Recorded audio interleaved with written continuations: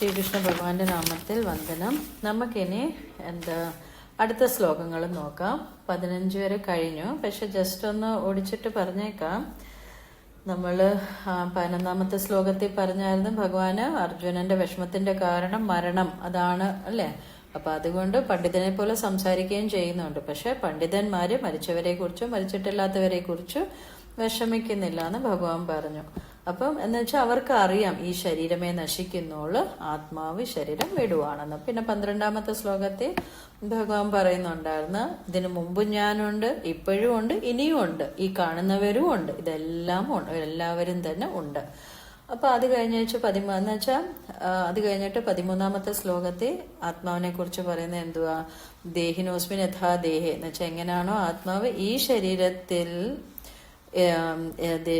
കൗമാരം, യൗവനം, ജര, അങ്ങനെ ഓരോ ഇതായിട്ട് വരുന്നോ, അത് മാത്രമല്ല അത് കഴിഞ്ഞ വെച്ചാൽ ഈ ദേഹം വെടിഞ്ഞിട്ട് അല്ലെ, ഈ ദേഹം വെടിഞ്ഞിട്ടും അടുത്ത ഇതെടുക്കുന്നു, അവിടെ വിഷമിക്കുന്നില്ല, അവരെയാണ് ധീരനായിട്ടെന്ന് പറയുന്നുണ്ട് അല്ലെ. ദേഹത്തിനാണ് ജനനം, വളർച്ച, മരണമൊക്കെ ഉള്ളത്, അല്ലാതെ മരണത്തിനല്ല. ഇപ്പൊ ഒരു കുട്ടി തന്നെ ജനിച്ച ഒരു 10 വയസ്സ് വരെ അതുപോലെ ഉണ്ടായാലും നമുക്ക് സുഖം തോന്നുമോ? കുട്ടിക്കും സുഖം തോന്നത്തില്ല അല്ലെ. അതുപോലെ തന്നെ മടിയിൽ കിടക്കുവാണെങ്കിൽ അത് ഇഷ്ടമാകത്തില്ല അല്ലെ. അത് കഴിയുമ്പോ അതിന് കൗമാരം വരണം. അപ്പൊ കൗമാരം വന്ന കൗമാരപ്രായത്തിലും അതുപോലെ നിലനിന്നാലോ നമ്മൾ പറയും മെന്റലി റിട്ടാർഡഡ് ആണെന്ന് അല്ലെ. അപ്പൊ അത് കഴിയുമ്പോൾ യൗവനം വരണം. യൗവനവും ഒരു 50 വയസ്സായാലും അവര് യൗവനം പോലെ തന്നെ ആ ഒരു യുവത്വത്തെ കൂട്ട് തന്നെ അവര് നടക്കുവാണെങ്കിലോ തക്കം കിട്ടിയ ആൾക്കാർ പിടിച്ച് തല്ലും അല്ലെ. അപ്പൊ അതുപോലെ തന്നെയാണ് വാർദ്ധക്യം, ആ ഒരു മരണം, അതൊരു റിലീഫാണ് ശരിക്കും പറഞ്ഞ.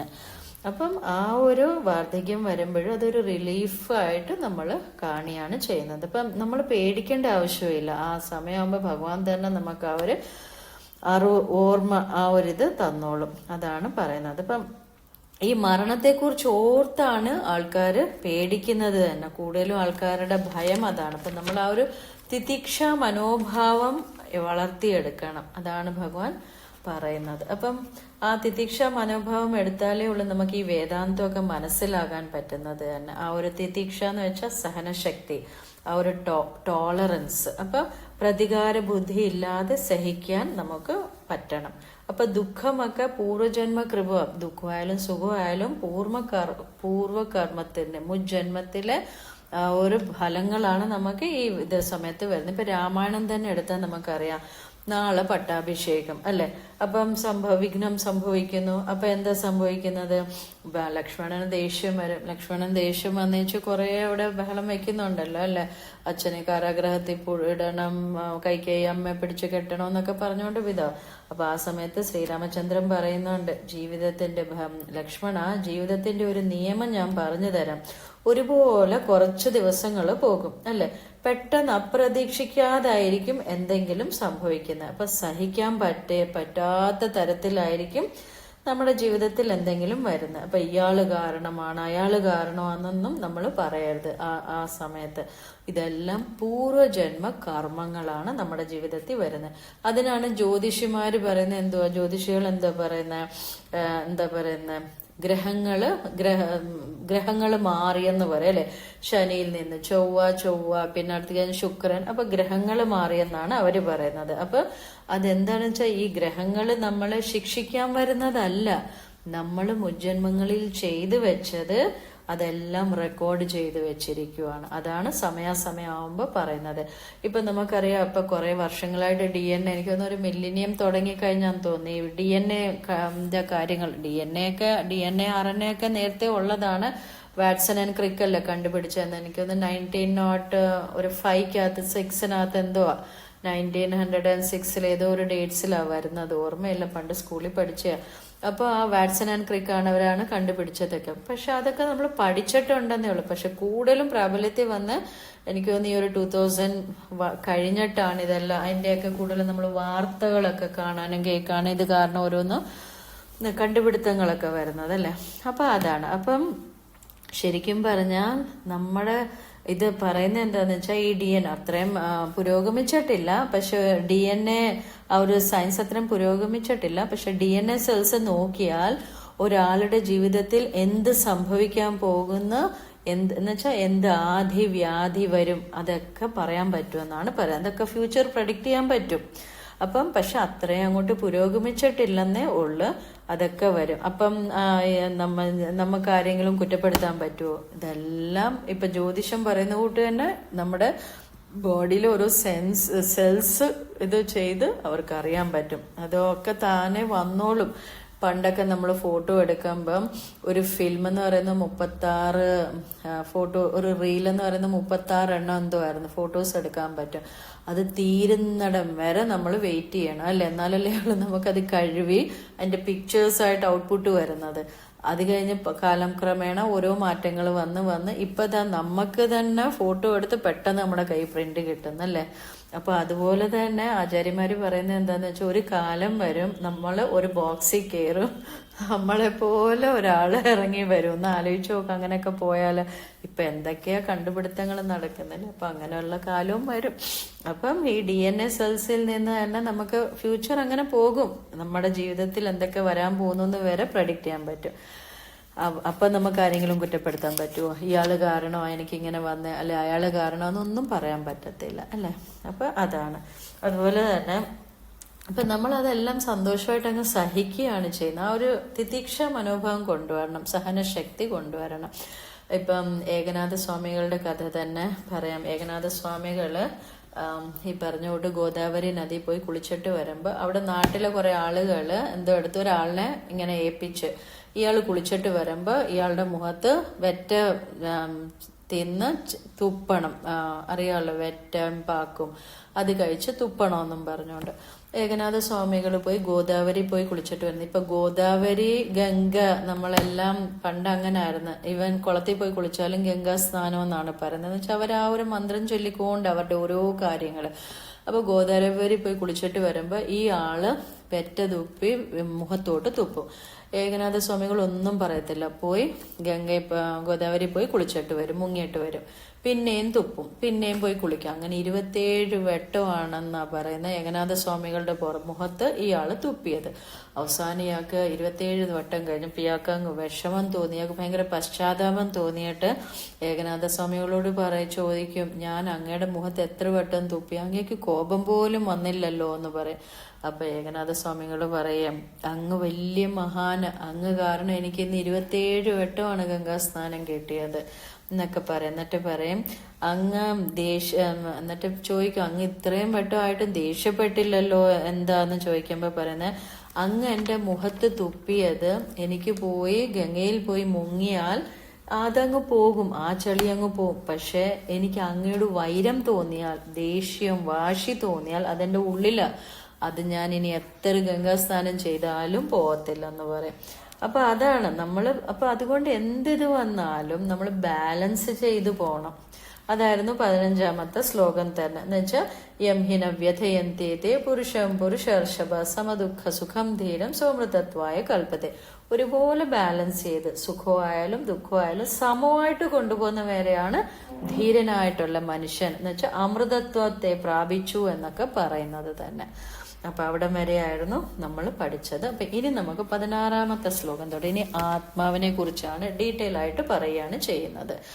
ഒരു 10-30 ശ്ലോകങ്ങൾ വരെ ആത്മാവിനെ കുറിച്ചാണ്. നമുക്കറിയില്ലല്ലോ, നമ്മൾ കണ്ടിട്ടില്ലല്ലോ അല്ലെ. ആചാര്യന്മാര് പറയുന്ന ഒരു മുടിനാര് പോലെ ഇരിക്കുവാണെന്നാ പറയുന്നത് ആത്മാ. അപ്പൊ 16ാമത്തെ ശ്ലോകം, നാസതോ വിദ്യത്തെ ഭാവഃ നാഭാവോ വിദ്യത്തെ സതഃ ഉഭയോരപി ദൃഷ്ടോന്തഃ ത്വനയോസ്തത്വദർശിഭിഃ. ചിലതിനകത്ത് ഭാവോ എന്ന് കാണും കേട്ടോ. നാസതോ വിദ്യത്തെ ഭാവോ, രണ്ടും സെയിമാണ്, കറക്റ്റ് ആണ്.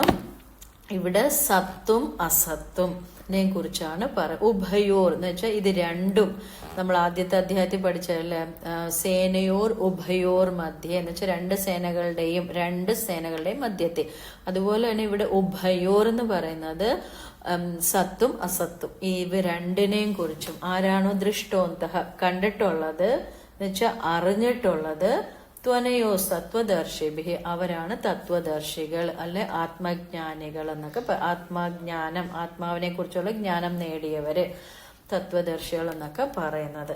അപ്പൊ ഇവിടെ ഉള്ളത് എന്താണോ അതാണ് സത്ത്, ഇല്ലാത്തതാണ് അസത്ത്. എന്ന് വെച്ചാൽ ഈ ശരീരം, നമ്മൾ ഈ കാണുന്ന ശരീരം അല്ലെ, ഈ ശരീരം അത് നശിക്കുന്നതാണ്, അപ്പൊ അത് ഇല്ലാത്തതാണ്. സത്താണ് എപ്പോഴും ഉള്ളത്. അപ്പൊ നമ്മൾ ഈ കാണുന്ന ജീവജാലങ്ങള്, നമ്മളുടെ കണ്ണുകൊണ്ട് കാണാൻ പറ്റുന്ന എല്ലാം തന്നെ അസത്താണ്, ഉള്ളതാണ് സത്ത്. അപ്പൊ ഈ ജീവജാലങ്ങൾ, ഈ വൃക്ഷങ്ങള്, ചെടികള് എല്ലാം, എന്തിനെല്ലാം ജീവനുള്ള ഏതെല്ലാം വസ്തുക്കളുണ്ടോ അതിനെല്ലാം നാശമുണ്ട്, അതെല്ലാം പോകും. അതാണ് അസത്ത് എന്ന് പറയുന്നത്. അപ്പൊ സത്ത് എന്ന് പറയുന്നതാണ് ഇതിനകത്ത് ഉള്ള ആ ഒരു ചൈതന്യം, സത്ത്, ചൈതന്യം അല്ലെങ്കിൽ ആത്മാവ് എന്നൊക്കെ പറയുന്നത്. അപ്പം നമ്മളുടെ ആഗ്രഹങ്ങള് ഇതെല്ലാം നമ്മളുടെ ഉള്ളിലുള്ളത് ഓരോ മനുഷ്യരിലും ഉണ്ടല്ലേ, അതെല്ലാം പോവുകയാണ് ചെയ്യുന്നത്. ഇതെല്ലാം പ്രവർത്തിക്കുന്ന എന്തുവാ, നമ്മൾ കണ്ണുകൊണ്ട് കാണുന്നതായാലും നമ്മളുടെ ആഗ്രഹങ്ങളായാലും ചെവി കൊണ്ട് കേൾക്കുന്ന, നമ്മുടെ നാവ് കൊണ്ട് രുചിക്കുന്ന, ഇതെല്ലാം നമ്മളുടെ ഉള്ളിൽ ആ സത്തിരിക്കുന്നോണ്ടാണ് ഇതെല്ലാം പ്രവർത്തിക്കുന്നത്. ഒരാള് മരണപ്പെടുന്ന എപ്പോഴാ, സത്തുപോയെന്നാണ് പറയുന്നത്. തമിഴര് പറയുന്നതാണ് കറക്റ്റ്, സത്തുപോയി. നമ്മൾ മലയാളികൾ തെറ്റാ പറയുന്നത്, ചത്തുപോയി. ചത്തല്ല, സത്തുപോയി എന്ന് വെച്ചാൽ ആ ചൈതന്യം ഈ ശരീരം വിട്ടു പോയി. അപ്പോഴാണ് ജഡം അല്ലെ. ഒരാൾ മരിച്ചു കഴിഞ്ഞാൽ തന്നെ നമ്മൾ ചിത കൂട്ടുന്നില്ല, അത് തീയിൽ ഇത് ആ വ്യക്തി ഇറങ്ങി ഓടുന്നുണ്ടോ, ഇല്ലല്ലോ. അതേസമയം നമ്മുടെ കൈയൊന്ന് പൊള്ളിയാലോ ഒന്ന് ആലോചിച്ച് നോക്കുക. അപ്പൊ സത്തുള്ളിലുള്ളതുകൊണ്ടാണ് നമുക്ക് ആ ഫീലിംഗ്, അല്ലെങ്കിൽ അതില്ല. അപ്പോൾ ഇപ്പം ഇലക്ട്രിസിറ്റി തന്നെ, ഒരു ഫ്രിഡ്ജ് വർക്ക് ആണെങ്കിലും TV ആയാലും അതുപോലെ മിക്സി, ഇതൊക്കെ വർക്ക് ചെയ്യണമെങ്കിൽ ഇലക്ട്രിസിറ്റി വേണം അല്ലെ. ഇലക്ട്രിസിറ്റി ഇല്ലെങ്കിൽ ഇതൊന്നും വർക്ക് ആവത്തില്ല. അതുപോലാണ് ആ സത്ത് ഉള്ളതുകൊണ്ടാണ് നമുക്ക് കണ്ണുകൊണ്ട് കാണാൻ പറ്റുന്നത്, ചെവി കൊണ്ട് കേൾക്കാൻ പറ്റുന്ന, സ്പർശിക്കാൻ പറ്റുന്ന, നാവ് കൊണ്ട് രുചിക്കാൻ പറ്റുന്ന എല്ലാം തന്നെ. അപ്പൊ അതാണ്. അപ്പൊ മനസ്സിലായില്ലേ, അപ്പൊ സത്ത് എന്താണ്, അസത്ത്. സത്ത് എന്ന് പറഞ്ഞാൽ ഉള്ളത്, അസത്ത് എന്ന് പറഞ്ഞാൽ ഇല്ലാത്ത. അസത്ത് എന്ന് പറയുന്നത് കാണുന്ന, നമ്മുടെ കണ്ണുകൊണ്ട് കാണുന്ന എല്ലാം അസത്താണ്, എന്ന് വെച്ചാൽ നശിക്കുന്നതാണ് അതെല്ലാം. അതാണ് ഇവിടെ പറയുന്നത്. അപ്പം ഓരോ കാര്യങ്ങളായാലും അതാണ്. പിന്നെ ഇനി അടുത്തത് പറയാനുള്ള എന്താണെന്ന് വെച്ചാൽ, നമ്മള് അത് കുറച്ചൊന്ന് ഡീപ്പാണ്. നമ്മളുടെ സൂക്ഷ്മ ശരീരവും ഈ പുറമെ കാണുന്നതാണ് സ്ഥൂല ശരീരം, ഫിസിക്കലായിട്ട് കാണുന്ന സ്ഥൂല ശരീരം. അതിൻ്റെ ഉള്ളിലുള്ളത് സത്തെന്ന് പറയുന്നതാണ് സൂക്ഷ്മ ശരീരം. നമ്മൾ എന്തെല്ലാം കാണിക്കുന്നുണ്ടോ, എന്തെല്ലാം പറയുന്നുണ്ടോ, നമ്മളുടെ അസൂയ മനോഭാവങ്ങൾ, നമ്മുടെ ആഗ്രഹങ്ങൾ, വാശി, ഇതെല്ലാം പോയി അടിഞ്ഞിരിക്കുന്നത് ആ സൂക്ഷ്മ ശരീരത്തിലാണ്. ഓക്കെ. അപ്പൊ ആ സൂക്ഷ്മ ശരീരത്തിൽ ഇപ്പൊ ഒരു കുട്ടി ജനിക്കുമ്പം ആ കുഞ്ഞ് പുറത്തു വരുമ്പോ സൂത്തിക്കാ വായു എന്ന് പറയും. ആ വായു അങ്ങോട്ട് കെട്ടുമ്പോ തന്നെ കുട്ടിക്ക് ഭ്രമം ഉണ്ടായി മറന്നു പോവുകയാണ് ഭഗവാനുമായി. അല്ലെങ്കിൽ വയറ്റിൽ കിടക്കുമ്പോ ഭഗവാനുമായിട്ടുള്ള കണക്ഷൻ ഉണ്ട്. വയറ്റിൽ കിടക്കുമ്പോ ഭഗവാനോട് പറയും, എന്റെ ഭഗവാനെ, ഞാൻ പുറത്തു വന്ന ഇനി ഞാൻ ഒന്നിനകത്തും ഭ്രമിച്ചു പോകത്തില്ല, ഞാൻ ഭഗവത് നാമം തന്നെ ചൊല്ലി ഭഗവാനെ പ്രാപിക്കാൻ ഞാൻ നോക്കും, ഇനി എനിക്കൊരു ജന്മം വേണ്ട. അതും പറഞ്ഞ വയറ്റിൽ കിടക്കുന്നത്. പക്ഷെ ആ പുറത്ത് വരുന്ന ആ ഒരു കാറ്റടിക്കുമ്പോഴത്തേക്കെന്ന് സൂത്തിക്കാ വായു എന്ന് പറയാം. ആ കാറ്റടിക്കുമ്പോ തന്നെ കുട്ടി ഭ്രമിച്ചു പോവുക, മറന്നുപോയാണ് ചെയ്യുന്നത്. കുട്ടി പാല് കുടിക്കും, അമ്മ പാല് കൊടുക്കും, കുട്ടി പാല് കുടിക്കും അല്ലെ. അത് തന്നെ ഒന്ന് ആലോചിച്ച് നോക്കൂ, കുഞ്ഞെങ്ങനെ പാല് കുടിക്കുന്നു, എത്രയോ ജന്മങ്ങളായിട്ട് കുട്ടി പാല് കുടിക്കുക. ഇതൊക്കെ സ്മരണയിൽ കിടക്കുകയാണ് ചെയ്യുന്നത്. മനസ്സിലായി. അല്ലാതെ ഇപ്പം വായു ഇത് വെച്ചു കൊടുക്കുമ്പോ കുട്ടി പാല് കുടിക്കണമെന്നുണ്ടോ? ഇല്ല. ആ കുഞ്ഞ് വലിച്ചെടുക്കുന്ന അതിന്റെ എക്സ്പീരിയൻസാ പല ജന്മങ്ങളിൽ. അത് മനുഷ്യരായിട്ടായാലും മൃഗങ്ങളായിട്ടായാലും എല്ലാം തന്നെ. അപ്പം അതെല്ലാം ഇപ്പൊ കുഞ്ഞു കിടന്നുറങ്ങുമ്പോ ഒരു ജനിക്കുന്ന കുട്ടികള് 10-18-20 മണിക്കൂർ അവർ കിടന്നുറങ്ങും അല്ലെ. എന്നിട്ട് നമ്മൾ പറയുന്ന എന്താ, ഉറങ്ങി വളരണമെന്ന് പറയും. രണ്ടാമത്തെ പറയുന്നത് എന്തുവാ, കുട്ടി ചിരിക്കും. അപ്പൊ പറയും, നമ്മൾ പറയാം, ആ ഭഗവാൻ പൂക്കളൊക്കെ കൊണ്ട് കാണിച്ചപ്പോ ചിരിക്കുക. കരയുമ്പോ പറയും, ഭഗവാൻ പൂക്കളൊക്കെ എടുത്തുകൊണ്ട് പോയപ്പോഴാ കുട്ടി കരയുന്നത്. ഇതൊന്നുമല്ല. ശരിക്കും പറഞ്ഞ ആത്മജ്ഞാനികൾ അല്ലെ തത്വദർശികൾ പറയുന്നത് എന്താന്ന് വെച്ചാൽ, കുട്ടി വളരുവാന്ന് വെച്ചാൽ മുജ്ജന്മങ്ങളിലെ സൂക്ഷ്മ ശരീരത്തിൽ കിടക്കുന്ന എല്ലാം ഇങ്ങോട്ട് കൊണ്ടുവരുക. അതാണ് വളർത്തിയെടുക്കുന്നത്, പുറത്തോട്ട് കൊണ്ടുവരികയാണ് ചെയ്യുന്നത്. മനസ്സിലായ? രണ്ടാമത്തത് ചിരിക്കുന്നു എന്ന് പറയുന്ന, കരയുന്നു എന്ന് പറയുന്ന, അതെന്താണെന്ന് വെച്ചാൽ മുജ്ജന്മത്തിലെ സ്മരണകൾ, അതിന്റെ സന്തോഷമുള്ള കാര്യങ്ങളാണ് അത് സന്തോഷിച്ചിരിക്കുന്നത്. ഓർമ്മയുണ്ട് അതിന്. മനസ്സിലായി. കരയുന്ന എന്താന്ന് വെച്ചാൽ പല വിഷമ കാര്യങ്ങളാണ് കരയുന്നത്. ആ ആത്മാവിന് ഇതെല്ലാം സ്മരണയുണ്ട്. പോകെ പോകെ അത് മറന്നുപോയാണ് ചെയ്യുന്നത്. വളരും തോറും ആ ഒരു സ്മരണ പോയാണ് ചെയ്യുന്നത്. പിന്നെ വാസനകളായിട്ട് കിടന്നാണ് ഓരോ പ്രായത്തിൽ നമ്മൾ ഓരോന്നും കാണിക്കുന്നത്. ഇപ്പൊ രാമായണം തന്നെ എടുത്താൽ നമ്മൾ പറയും രാമ അയനം എന്ന് വെച്ചാൽ രാമൻ കാണിച്ചു തന്ന വഴി. അങ്ങനെയൊക്കെ പല ഇതാണല്ലോ പറയുന്നത്. അയനം എന്ന് വെച്ചാൽ വഴി. അപ്പൊ സീതാദേവി മനസ്സാണ്. അപ്പൊ രാമനിൽ നിന്ന് മനസ്സിനെ രാവണൻ അപഹരിച്ചുകൊണ്ട് പോകുന്നു അല്ലെ. തിരിച്ച് ആ രാവണനിൽ നിന്ന് ആ മനസ്സിനെ സീതാദേവിയിലേക്ക് കൊണ്ടുവരണം. അതാണ് രാമായണം. അപ്പൊ രാമനിൽ നിന്ന് സീതാദേവി രാവണനിലേക്ക് പോയി ആ രാവണനിൽ നിന്ന് പിന്നെ തിരിച്ച് രാമനിലേക്ക് കൊണ്ടുവരണം. അപ്പൊ നമ്മുടെ മനസ്സിനെ ഇങ്ങനെ ഓരോ ഇതിനകത്തോട്ട് പോയി അവിടെ നിന്ന് നമ്മൾ ഭഗവാനിലേക്ക് എത്തിക്കണം. അതുവരെ പുനരപ്പി ജനനം പുനരപ്പി മരണം നടന്നുകൊണ്ടിരിക്കും. അപ്പൊ നമ്മൾ ഓരോ ഇതും നമ്മൾ വളരും തോറും ഇതെല്ലാം ഇങ്ങനെ പല ജന്മങ്ങളിലെ പല ഇത് നമ്മളിങ്ങനെ പുറത്തോട്ട് കാണിക്കും. ഓരോ സ്വഭാവങ്ങൾ മാറിക്കൊണ്ടിരിക്കുമല്ലോ, വാസനകൾ എന്നൊക്കെ നമ്മൾ പറയും. അപ്പം മുജ്ജന്മങ്ങളിൽ ഓരോന്നൊക്കെയാണ് പല സമയങ്ങൾ. ആ ഒരു സമയം വരുമ്പോഴാണ് നമുക്ക് കിട്ടുന്നത്, അല്ലാതെ വരത്തില്ല. എപ്പോഴും ഒരുപോലല്ല. ആ ഒരു ടൈം വരുമ്പോൾ ഇപ്പൊ നമ്മൾ ഇതൊക്കെ പഠിച്ചു പോന്നു. നമുക്കൊക്കെ ഒരു പകുതി കാലം ആയപ്പോഴാണ് നമുക്കിതൊക്കെ കിട്ടിയത് അല്ലെ. അപ്പൊ ആ നമ്മളിൽ ഇത് ഉണ്ടായിരുന്നു. മുജ്ജന്മങ്ങളിൽ നമ്മൾ ഇതിൽ കൂടെ പോയിട്ടുണ്ട്, ഇത് പഠിച്ചിട്ടുണ്ട്. ആ ഭഗവാനിലെ ഇതുണ്ട്. അതുകൊണ്ടാണ് നമുക്ക് ഈ ടൈം ആയപ്പോ കിട്ടിയത്. ചില കുട്ടികൾ കുഞ്ഞിലേ അത് ആ ഒരു ഭഗവാന്റെ ഇത് കിട്ടുന്നത്. അത് മുജ്ജന്മങ്ങളുടെയാണ്. അത്രയും ആർജിച്ചിട്ടുണ്ട്. അത് ആ കുട്ടിക്കാലത്തിൽ തന്നെ ആ ഒരു ഇത് കിട്ടുന്നത്. അപ്പൊ ഇത് നമ്മൾ ഒന്ന് ചെയ്യേണ്ട, ഇത് കിട്ടിക്കഴിഞ്ഞാൽ പിന്നെ അതനുസരിച്ച് വേണം നമ്മളുടെ ഒരു പ്രയാണം തന്നെ. അപ്പൊ അതൊക്കെയാണ് ഇവിടെ പറയുന്നത്. അപ്പം ആ ഒരു ഇപ്പം നമ്മളൊരു കട തന്നെ, പണ്ട് കിരാണ സ്റ്റോർ ഉണ്ടല്ലോ, പലേരിക്കട എന്നൊക്കെ പറയുന്നത്. ആ കടയിലെ പണ്ട് ഇങ്ങനെ രാത്രി ആകുമ്പോ കടയൊക്കെ അടച്ചിട്ട് പണ്ടൊക്കെ പൈസ, ഇപ്പൊ എല്ലാം ട്രാൻസാക്ഷൻ ബാങ്ക് വഴി, ജിപേ, ഗൂഗിൾ പേ എന്നൊക്കെ പറയുന്നത്. പണ്ടൊക്കെ ഇങ്ങനെ പൈസ ആണല്ലോ. അപ്പൊ 10 പൈസ, 5 പൈസ, 20 പൈസ, 50 അങ്ങനെയൊക്കെ ഓരോ ഇത്. അപ്പൊ രാത്രി ഇരുന്ന് ഇവർ ഓരോ ഇങ്ങനെ കപ്പിനകത്ത് എല്ലാം സെപ്പറേറ്റ് ആക്കി വെക്കും. എന്നിട്ട് പിറ്റേ ദിവസം ഒരാൾക്ക് ചേഞ്ച് കൊടുക്കണമെങ്കിൽ പെട്ടെന്ന് തപ്പേണ്ട ആവശ്യമില്ല, പെട്ടെന്ന് തന്നെ എടുത്ത് കൊടുക്കുക അല്ലെ. അതുപോലാണ് നമ്മൾ പല ജന്മങ്ങളിൽ ചെയ്തത് കർമ്മ. അതെല്ലാം സൂക്ഷ്മ ശരീരത്തിൽ കിടന്ന് അടുത്ത ജന്മം കാരണ ശരീരവുമായിട്ട് അത് പൊന്തി വരും ഓരോ സമയമാകുമ്പോ. അപ്പോഴാണ് ഓരോന്നും നമ്മൾ കാണിക്കുന്നത്. അപ്പൊ 10 പൈസ 5 പൈസ എടുത്ത് കൊടുക്കുന്ന കൂട്ട് ആ ഒരു സമയം വരുമ്പോ നമ്മുടെ ഒരു വാസനകളായിട്ട് പുറത്തോട്ട് കയറി വരും. ഓരോന്നും നല്ലതായാലും ശരി, അത് ചീത്തയായാലും ശരി. അപ്പൊ അതാണ് പറയുന്നത്. അപ്പം ഇത്രയും വരെ മനസ്സിലായി കാണല്ലോ ഈ ഒരു ഇത്. അപ്പൊ നമ്മൾ അതുകൊണ്ട് ആരോടും ഒരു വെറുപ്പോ ദേഷ്യമോ ഒന്നും തന്നെ കാണിക്കാൻ പാടില്ല. നമ്മൾ ഈ കാണിക്കുന്ന എല്ലാം സൂക്ഷ്മ ശരീരത്തിൽ പോയി കിടന്ന് നമുക്ക് അടുത്ത ജന്മങ്ങളിലേക്ക് വരും. അതുപോലെ ചില ആളുകളോട് നമുക്ക് കാണുമ്പോൾ നമുക്കൊരു ബന്ധവും കാണത്തില്ലായിരിക്കും, നമുക്കൊരു ഫ്രണ്ട്ഷിപ്പും കാണില്ല. പക്ഷെ ചില ആൾക്കാരെ കാണുമ്പോൾ നമുക്ക് മനസ്സുകൊണ്ടൊരു അടുപ്പം വരുന്നവരുണ്ട്. അത് മുജ്ജന്മത്തിൽ നമുക്കുമായിട്ട് എന്തോ ഒരു ആത്മബന്ധവും ഉണ്ട്. അതുകൊണ്ടാണ് ചില ആൾക്കാരെ കാണുമ്പോൾ നമുക്ക് ദേഷ്യം വരും, ഭയങ്കര ഇറിറ്റേഷൻ തോന്നും. അവരുമായിട്ട് നമുക്ക് ഒന്നും കാണത്തില്ല, പക്ഷെ എന്തോ നമുക്കൊരു നെഗറ്റീവ് ഫീല്.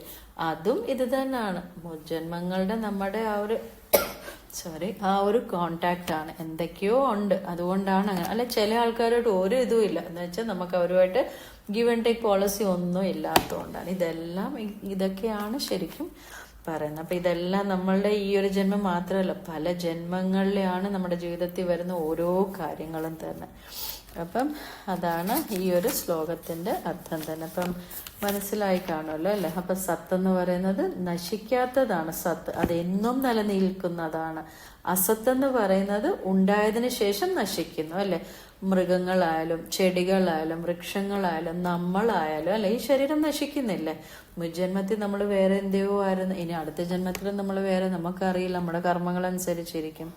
അപ്പൊ അതാണ് പറയുന്നത്. അപ്പൊ നമ്മുടെ ശരീരവും മനസ്സും ബുദ്ധിയും എല്ലാം നശിക്കുന്നതാണ്, സത്ത് മാത്രമേ ഉള്ളൂ നശിക്കാത്ത. അപ്പം മനോബുദ്ധികൾ അതെല്ലാം പ്രവർത്തിക്കുന്നത് തന്നെ എന്തുകൊണ്ടാണ്? ആ സത്തുള്ളതുകൊണ്ടാണ് അല്ലെ. ഓരോന്ന് നമ്മൾ കാണുന്നയായാലും കേൾക്കുന്നയായാലും എല്ലാം തന്നെ. അപ്പം ഒരിക്കലും നശിക്കാത്ത ആ ചൈതന്യത്തെ ആത്മാവെന്നും പറയും, സത്തെന്നും പറയും. ഓക്കെ. അപ്പൊ ഇവിടം വരെ എല്ലാവർക്കും മനസ്സിലായി കാണുമല്ലോ 16ാമത്തെ ശ്ലോകം. ഇനി അടുത്ത 17ാമത്തെ ശ്ലോകം. അവിനാശി തു തദ്വിദ്ധി യേന സർവം ഇദം തതം വിനാശം അവ്യയസ്യാസ്യ ന കശ്ചിത് കർത്തും അർഹതി. എന്നുവെച്ചാൽ ഇവിടെ അഗൈൻ ആത്മാവിനെ കുറിച്ചാണ് പറയുന്നത്. അവിനാശി തു തദ്വിദ്ധി, തത് എന്ന് വെച്ചാൽ ദാറ്റ്, അത്, വിദ്ധി അറിഞ്ഞാലും. എന്തുവാ? അവിനാശിയാണ്. എന്തുവാ അവിനാശി? ആത്മാവ്. സത്ത് എന്ന് പറയുന്നത് നശിക്കുന്നത് അല്ല. ക്വാളിറ്റി ആയിട്ട് ഓരോന്നായിട്ട് പറയുന്നത്. പിന്നെ യേന സർവമിതം തതം വിനാശം അവ്യയസ്യാസ്യന കശ്ചിത് കർത്തും അർഹതി. അപ്പം ഈ സത്തെന്ന് പറയുന്നത് അത് അവിനാശിയാണ്. അത് നീ മനസ്സിലാക്കിയാലും നാശമില്ലാത്തതിനെ നശിപ്പിക്കാൻ ആർക്കും സാധ്യമല്ല എന്നാണ് ഭഗവാൻ ഇവിടെ പറയുന്നത്. അപ്പൊ പ്രപഞ്ചനാശത്തിന് ശേഷവും നിലനിൽക്കുന്നതാണ് ഈ സത്ത്. അപ്പൊ ആ സത്തിനെ ആർക്കും നശിപ്പിക്കാൻ സാധ്യമല്ല. ഭാഗവതത്തിൽ പറയുന്നുണ്ട് ഈ പ്രപഞ്ചം തന്നെ ഭഗവാന്റെ വിഗ്രഹമാണ്. 2ാമത്തെ സ്കന്ധത്തിൽ ഭാഗവതത്തിൽ 12 സ്കന്ധങ്ങള്, 335 അധ്യായങ്ങള്, 18,000 ശ്ലോകങ്ങളുണ്ട്. ഇതൊക്കെ ഈ പറയുമ്പോ ഉണ്ടല്ലോ, നിങ്ങൾ ഒന്നെങ്കിൽ നോട്ട് ചെയ്ത് വെച്ചോണം, അല്ല ഓർത്തോണം. ഇതൊക്കെ അറിഞ്ഞറിഞ്ഞു പോകേണ്ട കാര്യങ്ങളാ. അപ്പൊ അതില് 2ാമത്തെ സ്കന്ധത്തിൽ ഭഗവാൻ പറയുന്നുണ്ട് ഈ പ്രപഞ്ചം എന്ന് പറയുന്നത് തന്നെ നാരായണ സ്വരൂപമാണെന്നാ പറയുന്നത്. ഇപ്പം ജസ്റ്റ് ഒന്ന് എടുക്കുവാണെങ്കിൽ ഒരു എക്സാമ്പിളും കൂടെ പറയാം. മണ്ണും കൊണ്ട് നമ്മൾ കുടം ഉണ്ടാക്കും അല്ലെ, മണ്ണ് കൊണ്ട് നമ്മൾ ചിറാഗ് ഉണ്ടാക്കും, മണ്ണ് കൊണ്ട് നമ്മൾ ചെടിച്ചട്ടി ഉണ്ടാക്കും. പക്ഷെ ചെടിച്ചട്ടി പൊട്ടിയാലും ചിറാഗ് പൊട്ടിയാലും കുടം പൊട്ടിയാലും മണ്ണുണ്ട് അല്ലെ. അപ്പൊ അതുപോലാണ് സത്തെന്ന് പറയുന്നത്. പല ശരീരങ്ങളിലുണ്ട് അല്ലെ, മനുഷ്യരായിട്ടും മൃഗങ്ങളായിട്ടും ചെടികളായിട്ടും മരങ്ങളായിട്ടും റെപ്റ്റൈൽസ് ഇതെല്ലാം വരുന്നുണ്ട്. അപ്പൊ ഈ ശരീരങ്ങൾ പോയാലും ആ ആത്മാവ് ഒന്ന് തന്നെ, അതിന് നാശമില്ല എന്നാണ് പറയുന്നത്. അപ്പം അത് നമ്മൾ അത്രയും മനസ്സിലാക്കിയാൽ മതി. അപ്പൊ ഈ പ്രപഞ്ചം മൊത്തം നിലനിൽക്കുന്നതാണ് ഈ സത്തെന്ന് പറയുന്നത്. അതിനെ നശിപ്പിക്കാൻ പറ്റില്ല. അപ്പം മണ്ണ് കൊണ്ടുണ്ടാക്കുന്നതാണ് ഈ സാധനങ്ങൾ അല്ലെ. കൊടവും ചിറാകും മൺചട്ടിയൊക്കെ പൊട്ടിയാലും മണ്ണുണ്ട്. അതുപോലെ ഈ ശരീരങ്ങൾ പോയാലും, നമ്മുടെയൊക്കെ ഈ കാണുന്ന ശരീരങ്ങൾ ഈ നാമരൂപങ്ങളല്ല, നമ്മുടെ എല്ലാം പല പേരുകളും പല രൂപങ്ങളും, ഇതൊക്കെ നശിച്ചാലും സത്തുണ്ട്. അതാണ് ഭഗവാൻ ഈ ശ്ലോകത്തിൽ പറയുന്നത്. ഓക്കെ. അപ്പൊ അതുപോലെ തന്നെ നമ്മൾ സ്വർണം കൊണ്ട് ഇതുണ്ടാക്കും, മാലയുണ്ടാക്കും, വളയുണ്ടാക്കും, മോതിരം ഉണ്ടാക്കും അല്ലെ. അപ്പം മാല പൊട്ടിയാലും വള പൊട്ടിയാലും എന്തുണ്ട്? സ്വർണമുണ്ട്. അപ്പൊ ഇതൊക്കെ ഓരോ എക്സാമ്പിൾ ആയിട്ട് പറഞ്ഞതാണ്. ഓക്കെ. അപ്പൊ സത്തെന്ന് പറയുന്നത് എപ്പോഴും ഉണ്ട്, അതിന് നാശമില്ല. അതാണ് ഇവിടെ പറയുന്നത്. മനസ്സിലായി കാണുമല്ലോ ഈ ഓരോ എക്സാമ്പിൾസിൽ നിന്നും. അപ്പൊ സത്താണ് എപ്പോഴും ഉള്ളത്, അതിന് നാശമില്ല. പിന്നെ അത് കഴിഞ്ഞ് 18ാമത്തെ ശ്ലോകം വരുന്നത് അന്തവന്ത ഇമേ ദേഹ നിത്യസ്യോക്ത ശരീരിണഃ അനാശിനോ പ്രമേയസ്യ തസ്മാദ് യുധ്യസ്വ ഭാരത. ഇവിടെ നമ്മൾ മനസ്സിലാക്കണം, ഇവരെവിടാ നിൽക്കുന്നേ? ഭഗവാനും അർജുനനും എല്ലാം യുദ്ധഭൂമിയിലാ നിൽക്കുന്നേ. അവിടെ അല്ല ഈ തത്വജ്ഞാനം പറയണ്ടല്ലോ. ഒന്ന് ആലോചിച്ചു നോക്ക്. ഈ തത്വജ്ഞാനം നമ്മൾ പറയേണ്ട സ്ഥലത്തല്ല നിൽക്കുന്നത്. പക്ഷെ ഭഗവാൻ ഇത് പറയേണ്ടി വന്ന എന്തുകൊണ്ടാ? അർജുനൻ യുദ്ധം ചെയ്യത്തില്ലെന്നും പറഞ്ഞ് മാറി നിൽക്കുവാണ്, വിഷമിച്ചിരിക്കുക, ഇവരെല്ലാം മരണപ്പെടുമെന്നും പറഞ്ഞ്. അതുകൊണ്ടാണ് ഈ തത്വജ്ഞാനം പറഞ്ഞു കൊടുക്കുന്നത്.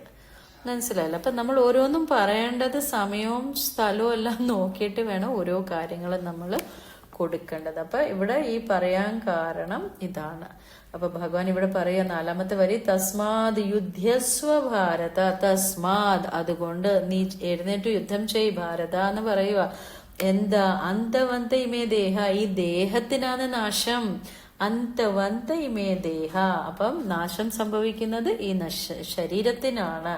ഇമേ ദേഹ, ഈ ദേഹത്തിനാണ് നാശം സംഭവിക്കുന്നത്. നിത്യസ്യോക്ത ശരീരിണ, ശരീരത്തിനകത്തുള്ളത് അത് നിത്യമാണ്, ആത്മാവ് നിത്യമാണ്. അനാശിനോ അപ്രമേയസ്യ, അത് അനാശിന എന്ന് വെച്ചാൽ നാശമില്ലാത്തതാണ്. അത് നിത്യസ്യോക്ത എന്ന് വെച്ചാൽ മനസ്സിലായല്ലോ, എപ്പോഴും ഉണ്ട്. പിന്നെ അപ്രമേയസ്യ എന്ന് വെച്ചാൽ അത് അറിവിന് വിഷയമല്ലാത്തതുമായി, അതിന് ഒരിക്കലും നമുക്കൊന്നും ചെയ്യാൻ പറ്റും. ഭഗവാൻ ഓരോ ക്വാളിറ്റീസ് ആണ് പറയുന്നത് ആത്മാവിന്റെ. അപ്പൊ ആത്മാവിന് നാശവുമില്ല, പിന്നെ എന്താ പറയുന്ന നിത്യസൂക്ത എന്ന് വെച്ചാൽ നിത്യവുമാണ്, ശാശ്വതമാണ്, എപ്പോഴും ഉള്ളതാണ്. ഈ ശരീരത്തിന് മാത്രമേ ഉള്ളൂ നാശം. മനസ്സിലായി? അപ്പൊ നിത്യസൂക്ത ശരീരം എന്ന് വെച്ചാൽ ഈ ശരീരത്തിനകത്തിരിക്കുന്ന ആ ആത്മാവ് സത്ത്, അത് നിത്യമാണ്, എപ്പോഴും ഉള്ളതാണ്.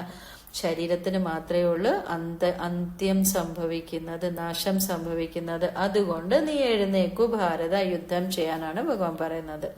മനസ്സിലായല്ലോ? അപ്പൊ 17 പറഞ്ഞത് ഭഗവാൻ എന്താ പറഞ്ഞ, അവിനാശിത്തു തദ്വിധി, സത്തിന് നാശമില്ല. 18 പറയുന്നത് ദേഹത്തിനാണ് നാശം, സത്തിന് നാശമില്ല, സത്ത് നിത്യമാണ്, അത് എപ്പോഴും ഉള്ളതാണ് എന്നാണ് പറയുന്നത്. അതുകൊണ്ട് നീ എഴുന്നേറ്റ് യുദ്ധം ചെയ്യാനാണ് ഭഗവാൻ പറയുന്നത്. മനസ്സിലായില്ലേ ഭഗവാൻ ഇത് പറയാൻ കാരണം?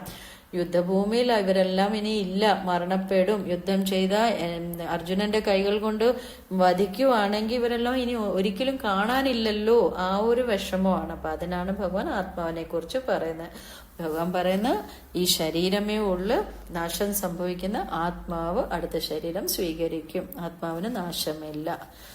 ഓക്കെ, ഇനി അടുത്തത് ഭഗവാൻ പറയുന്നത് 19ാമത്തെ ശ്ലോകം. യേനം വേതി ഹന്താരം യശ്ചൈനം മന്യത്തെ ഹതം ഉഭൗ തൗ ന വിജാനീതോ നായം ഹന്തി ന ഹന്യത്തെ. എന്നുവെച്ചാ യേനം വേതി ഹന്താരം എന്നുവെച്ചാൽ ആത്മാവിനെ വധിക്കാനാ നമുക്ക് പറ്റും. ആര് കരുതുന്നുവോ അത് മാത്രമല്ല, ഇവിടെ ഒരു ചുരുക്കി ഞാൻ പറയാം, ആത്മാവിനെ ആർക്കും വധിക്കാൻ പറ്റില്ല, നമുക്കും ചെയ്യാൻ പറ്റത്തില്ല, മറ്റൊരാളെ കൊണ്ടും കൊല്ലിപ്പിക്കാൻ പറ്റത്തില്ലെന്നാണ് പറയുന്നത്. ഇപ്പം ആത്മഹത്യ എന്നൊക്കെ പറയുന്നത്, ഒരിക്കലും ആത്മാവിനെ ഹത്യ ചെയ്യാൻ പറ്റത്തില്ല, ശരീരത്തിനേ ഉള്ളു വധിക്കാൻ പറ്റുന്നത്, ശരീരത്തിനാണ് നാശം സംഭവിക്കുന്നത്. അപ്പൊ ആത്മാവിന് ആരെയും കൊല്ലാൻ പറ്റത്തില്ല, ആത്മാവ് മറ്റൊരാളെ കൊണ്ട് കൊല്ലിപ്പിക്കാനും പറ്റത്തില്ല, അവരോർക്കും കൊല്ലാൻ പറ്റത്തില്ല. അതാണ് ഭഗവാൻ ഇവിടെ പറയുന്നത്. അപ്പൊ കൊല്ലുക എന്ന് പറഞ്ഞാൽ ശാരീരികമായി ഇല്ലാതാകുന്നു, അത്രയേ ഉള്ളു. അല്ലാതെ കൊല്ലുക എന്ന് കേൾക്കുമ്പോൾ തന്നെ ഒരു വ്യക്തി എന്ത് വിചാരിക്കുന്ന, അയ്യോ എന്നേക്കും ഇല്ലാതാകുന്നു, അതാണ് മനസ്സിലാക്കേണ്ടത് ആദ്യം. ശാരീരികമായ ദൃശ്യം നമ്മൾ ഈ കാണുന്നതൊക്കെയാണ് പോകുന്നത്, അല്ലാതെ അതിന്റെ ഉള്ളിലിരിക്കുന്ന ആത്മാവിന് ഒന്നും സംഭവിക്കുന്നില്ല.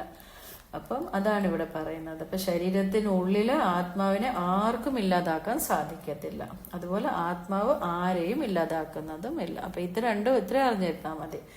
ആത്മാവിനെ ആർക്കും ഒന്നും ചെയ്യാൻ പറ്റത്തില്ല, അവരോർക്കും ഒന്നും ചെയ്യാൻ പറ്റത്തില്ല, പുറമെ ഒരാൾക്കും ഒന്നും ചെയ്യാൻ പറ്റത്തില്ല, ശരീരത്തിന് മാത്രമേ ഉള്ളൂ വധം സംഭവിക്കുന്നത്. അപ്പൊ അതാണ് 19ാമത്തെ ശ്ലോകം. ജസ്റ്റ് ക്വാളിറ്റീസ് ആണ്, അറിഞ്ഞു പോയാൽ മതി. ഇപ്പം മെയിൻ ആയിട്ടുള്ളത് 14ാമത്തെ ശ്ലോകം അറിഞ്ഞിരിക്കണം, സത്ത് എന്താണെന്ന്, അസത്ത് എന്താ, പിന്നെ അസത്തിനെ കുറിച്ചുള്ള ക്വാളിറ്റീസ് ആണ് ഇത്.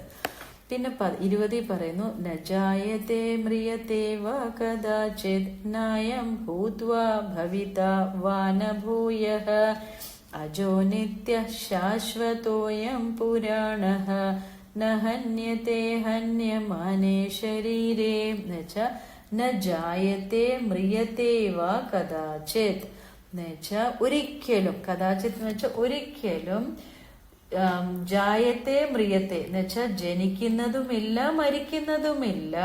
ഓക്കെ, ആത്മാവ് ജനിക്കുന്നതുമില്ല. അയം എന്ന് വെച്ചാൽ ആത്മാ, ന അയം, ആത്മാവ് ഒരിക്കലും ജനിക്കുന്നതുമില്ല മരിക്കുന്നതുമില്ല. അത് മാത്രമല്ല ഉണ്ടായതിനു ശേഷം ഇല്ലാതാവുന്നതുമില്ല, അത് ഉള്ള വസ്തുവാണ്, എപ്പോഴും ഉള്ളതാണ്. ഉണ്ടാക്കുന്നതല്ലേ പൊട്ടിക്ക് പൊട്ടുന്നത് അല്ലെ, മൺകുടവായാലും ചെടിച്ചട്ടി ആയാലും വൃക്ഷങ്ങളായാലും നമ്മളൊക്കെ ഉണ്ടാവുന്നോണ്ടാണ് നശിക്കുന്നത്. പക്ഷെ നമ്മളുടെ ഉള്ളിലിരിക്കുന്ന ആ ചൈതന്യം നശിക്കുന്നില്ല, അതിങ്ങനെ ഓരോന്നും മാറിക്കൊണ്ടിരിക്കുന്നു. അപ്പൊ ഇവിടെ പറയുന്നത് ആത്മാവ് ജനിക്കുന്നതുമില്ല മരിക്കുന്നതുമില്ല, ഉണ്ടായതിനു ശേഷം ഇല്ലാതാവുന്നതുമില്ല. അജോ നിത്യ ശാശ്വതോയം പുരാണ. അഗൈൻ അത് ക്വാളിറ്റീസ്. അജോ, അജോ എന്ന് വെച്ചാൽ ജനിക്കാത്തവരും, ജനിച്ചവരല്ല മരിക്കുന്നത് അല്ലെ, മനുഷ്യരായാലും മൃഗങ്ങളായാലും എല്ലാം തന്നെ, ചെടികളായാലും. അപ്പൊ അത് ജനിക്കാത്തതാണ്. നിത്യ എന്ന് വെച്ചാൽ നിത്യവും ഉണ്ട്, നിത്യനും. ശാശ്വതം എന്ന് വെച്ചാൽ അതും എപ്പോഴും ഉണ്ട്. പിന്നെ അതെന്താ, പുരാണ, പണ്ടേ ഉള്ളതാണ്, പണ്ടേ ഉള്ളതാണ് അത്. പിന്നെ ന ഹന്യത്തെ ഹന്യമാനേ ശരീരേ എന്ന് വെച്ചാൽ ഈ ശരീരം നശിച്ചാലും ആത്മാവ് നശിക്കുന്നില്ല. അപ്പൊ ഇവിടെ പറയുന്നത് ആത്മാവ് ജനിക്കുന്നതുമില്ല മരിക്കുന്നതുമില്ല, ജനിച്ചതിന് ശേഷം മരിക്കുന്നതുമില്ല.